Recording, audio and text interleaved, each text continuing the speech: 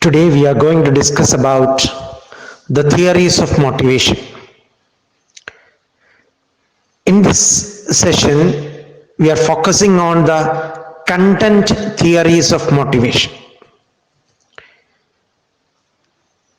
Motivation theories can be classified into two: the content theories and process theories. There are four theories that is grouped under content theories. They are Maslow's need hierarchy theory, Herzberg's motivation hygiene theory, McClelland's theory of needs, and Ardaffer's ERG theory.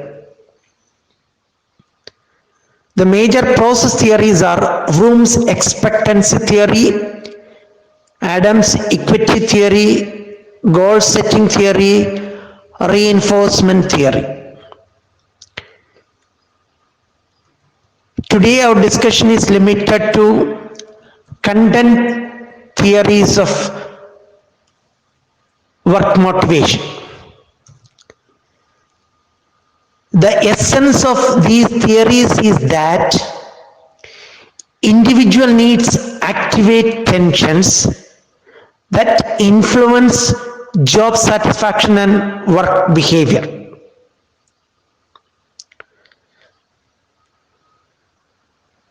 Here in content theory, we think about what creates motivation, or in other words, how motivation is created. And the content theory is essence says individual needs activate tension, and that influences an employee's motivation. So it is an individual need that actually results in motivation.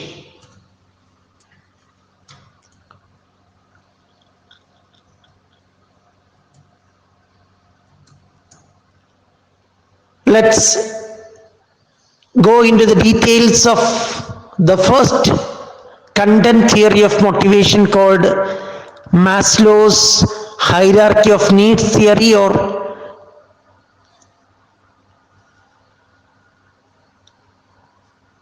and there are certain assumptions of this need hierarchy theory of Abraham Harold Maslow. The first assumption is that people are wanting beings whose needs can influence their behavior. That means human beings want things always, and their wants influences their needs. The second assumption is that only unsatisfied needs influence behavior,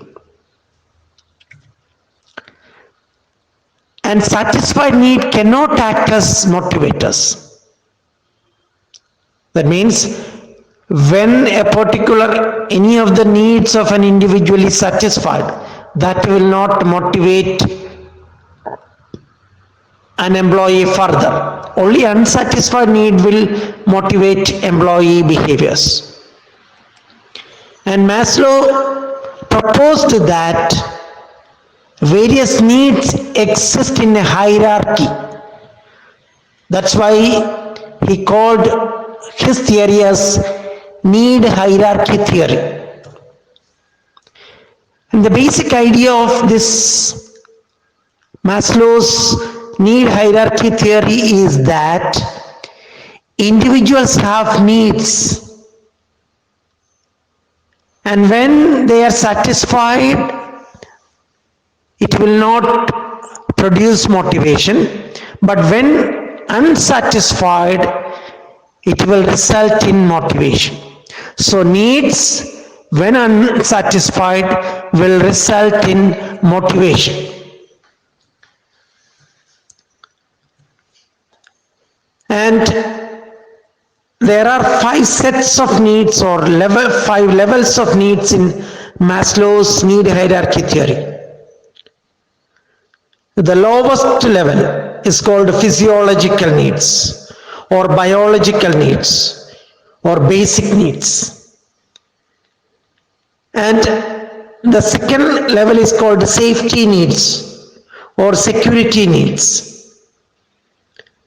And the third level of needs is called love needs, or belongingness needs. And the fourth level is called esteem need, or ego needs. And finally, the fifth level is self-actualization. And according to Maslow, each level of needs is a bundle of needs. It is not just a single need, rather it is a group of needs. When we say biological or physiological need, there are so many needs that comes under this particular category.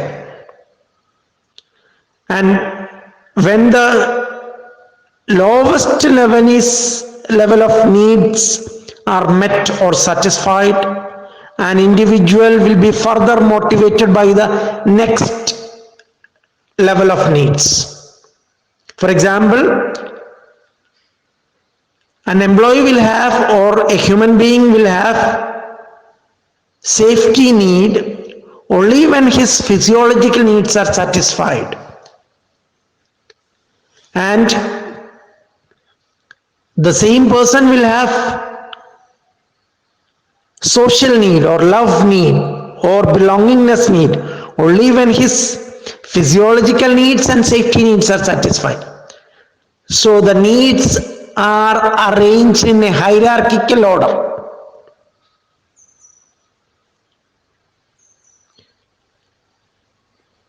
And now let's see each level of needs in detail. Physiological needs.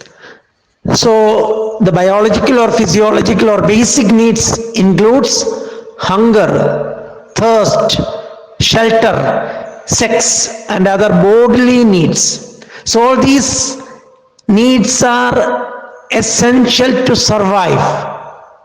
It is related to the body or physiology. Then the safety needs include security and protection from physical and emotional harm.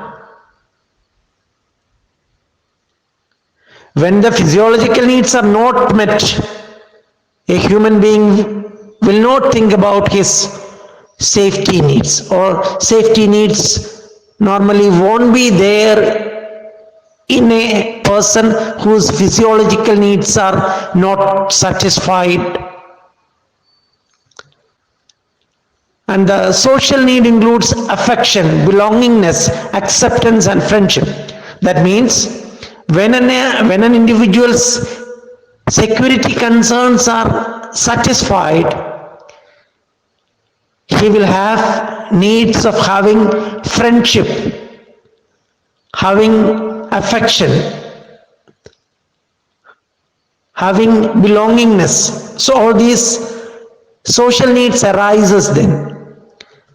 And the esteem need, after physiological safety and social needs are satisfied, another set of needs will emerge, which is called esteem needs.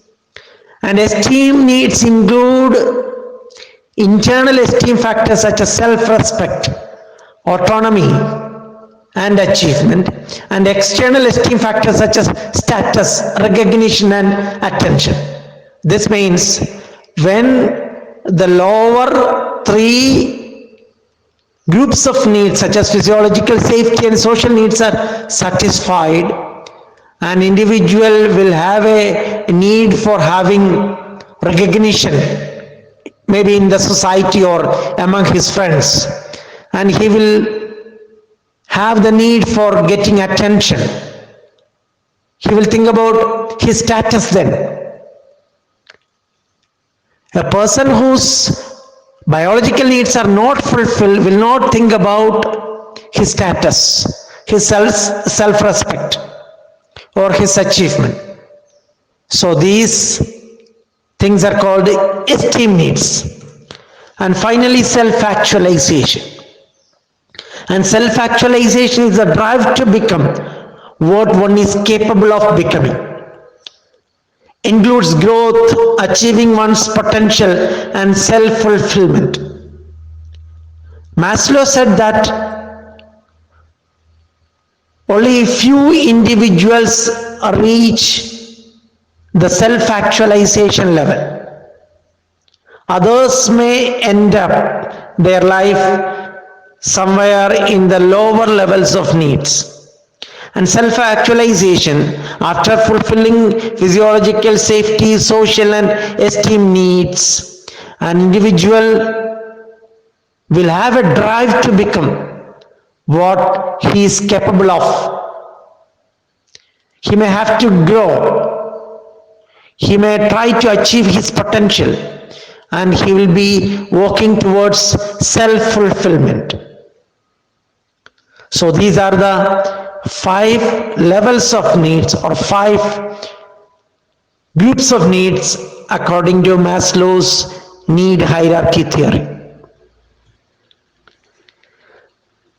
Another content theory is called two-factor theory. It is also known as motivation hygiene theory. And this theory was proposed by Frederick Heisberg. So it is commonly called Heisberg's two-factor theory. And the 2 factors are motivation factors and hygiene factors. Motivation factors are the factors that motivate people to work harder. And hygiene factors are essential factors that demotivate people when not present. That means when hygiene factor is absent, is not present, that may demotivate employees. And when both motivational factors and hygiene factors are present, that will result in motivation and job satisfaction. And according to Heisberg, poor hygiene factors decrease employee job satisfaction. Poor hygiene factors decrease employee job satisfaction. And motivating factors increase employee job satisfaction. So in order to have job satisfaction, there should be motivational factors, and in order to prevent an employee from having dissatisfaction, there should be hygiene factors.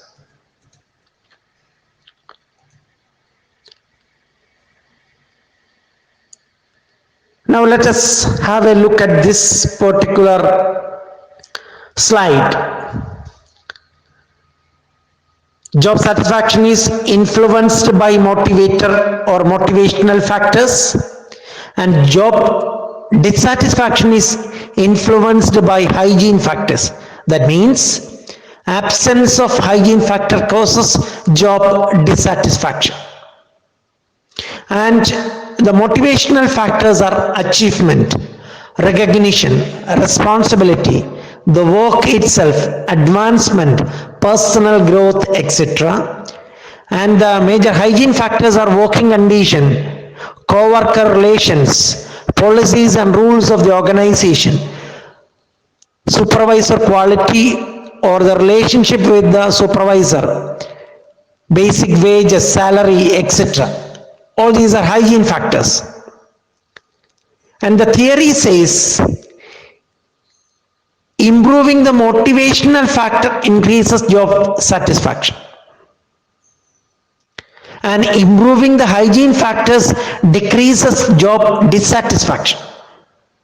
So according to Heisberg, only the motivational factors will motivate an employee. Then what is the relevance of these hygiene factors?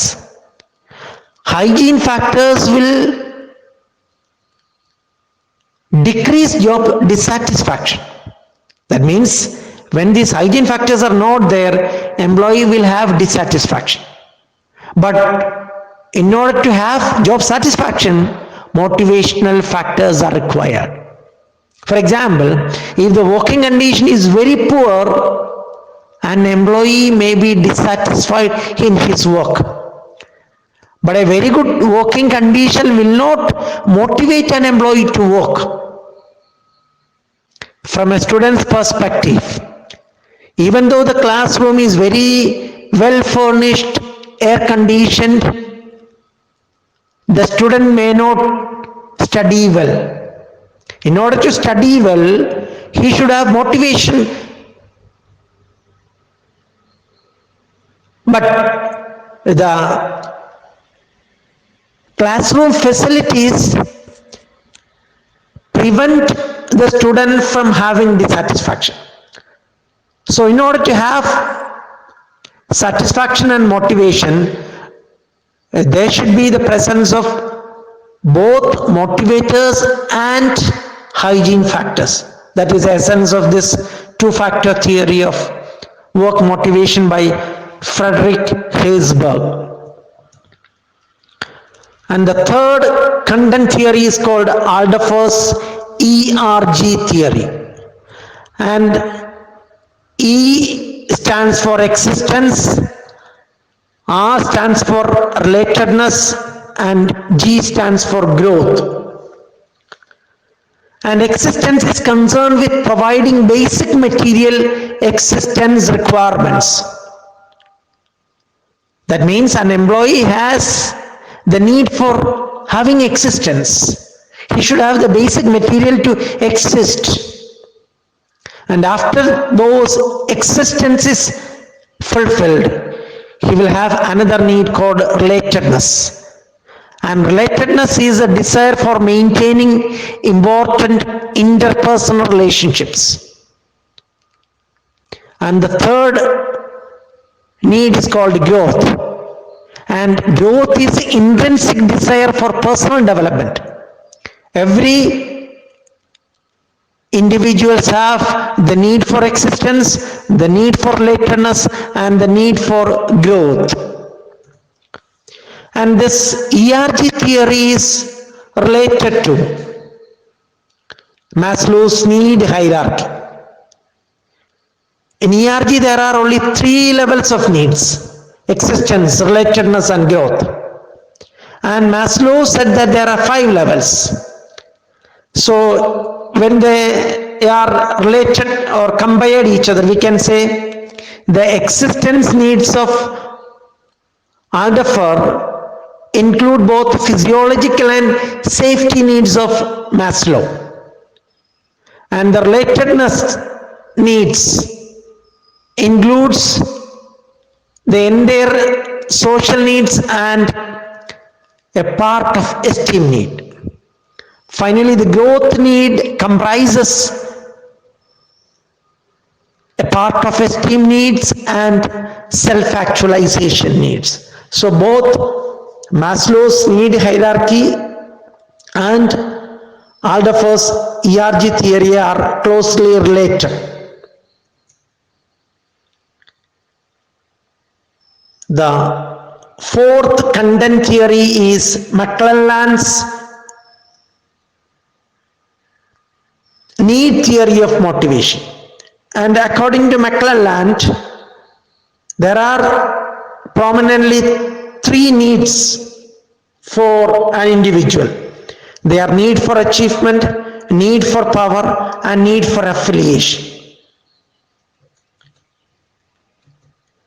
A need for achievement is a drive to excel, to achieve in relation to a set of standards, to strive to succeed. And individuals who have need for achievement will try to excel. They will compete against the standards and try to succeed in various efforts.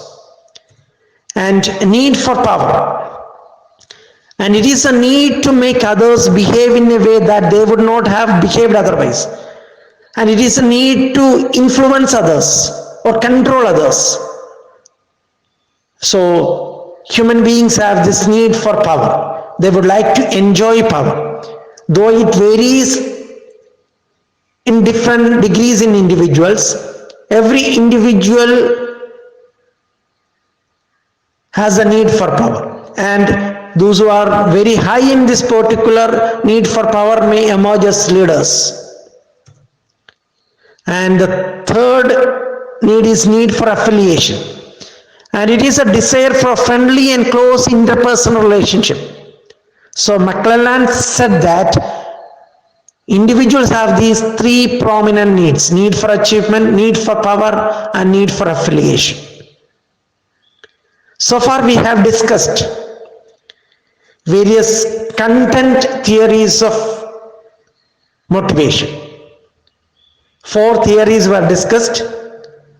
They are Maslow's hierarchy of needs theory, Herzberg's motivation hygiene theory or two-factor theory, Adolphus ERG theory, existence, relatedness and growth theory, and finally McClelland's theory of needs. So in the next session we will be discussing about the process theories of work motivation. Thank you.